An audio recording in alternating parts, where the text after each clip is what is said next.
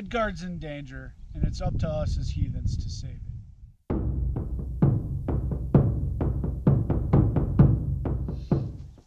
Hail and welcome. I'm Matt Sargent, and this is Iowa's Initiations.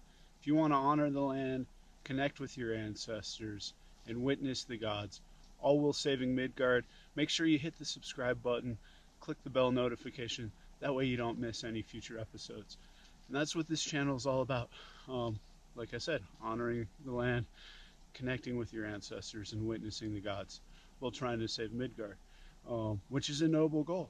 I would hope everyone here is interested in doing the same. If you are, leave a comment and say Save Midgard. But who am I to spread this message? I'm also a firm believer that we are all responsible for our own fate and destiny, and creating a legacy for our descendants. And that's why I think that if, as a community, we can all establish these eco gardens that I've been talking about, or food forests, productive places that provide food, fiber, fuel, and medicine for us, but do so in a way that mimics natural ecologies and benefits the local landscape, that we can drastically change the future for our descendants in a positive way, and thus become ancestors worthy of remembering. And to me, that is a notable goal. Towards the end, I'm going to make a sacred vow to you all. If this community grows and becomes what I want, I'm going to pledge to do something big. So stay tuned so you can see what that is. Got me here about 20 years ago. I discovered heathenry. That's when I started honoring the old gods, and bought my first Mjolnir and started reading the Eddas.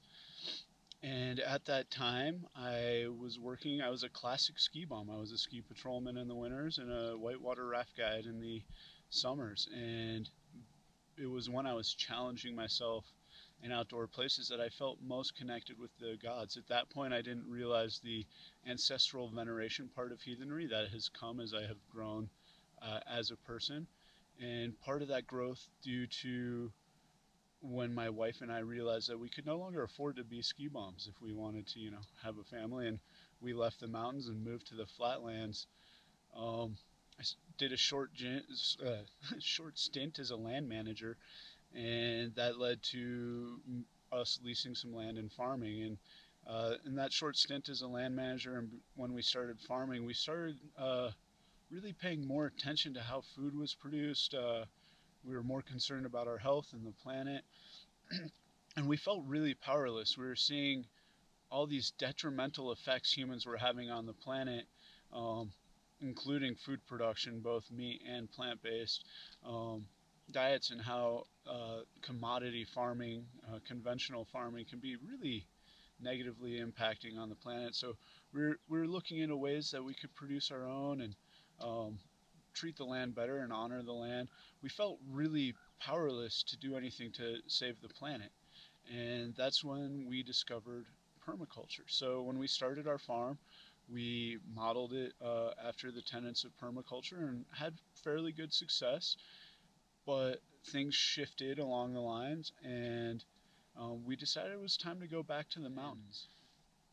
It just fell into my lap, the position to manage ABC Acres. Check out their YouTube video, or their channel. I did a lot of their videos from like episode 70-ish to 150, and I really got to delve deep into that regenerative agriculture stance. And I still think if we're looking at food production for the masses, more farms should switch to these regenerative agriculture, permaculture techniques. It might sound like a delusion of grandeur, thinking that we can change the course of the world, but along the path that I walked professionally, as I interacted with the land more and more, a lot of the practices of heathenry spoke to me more, and a lot of the meanings of the runes spoke to me more. If you look at the runes, a lot of the runes have agricultural connotations. Yera, Feo. I could go on, but I'm trying not to ramble. I'm trying to be concise. So, I started paying attention to these things more, and as I did that, I was hearing voices, which might mean I'm crazy, but I embraced the path of a Vitki. I've studied under a couple mentors. I'm a certified shaman of the Norse tradition, which I feel crazy saying, and it's even better because I have a piece of paper basically certifying that I'm crazy because I talk to gods and or spirits. Um, However, the readings I do and the work I do has proven valid. I do work as a professional Vitki. I do rune readings and rune castings at the Psychic Fair in Hamilton, which happens every fall and spring. A great reason to visit the beautiful town of Hamilton, Montana.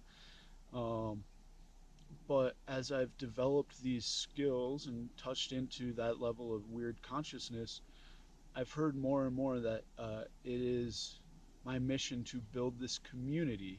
It's not me leading it or doing the work, uh, but to share my experience with other heathens and to raise the heathen army and make Midgard a greener place. And that leads me to my sacred vow.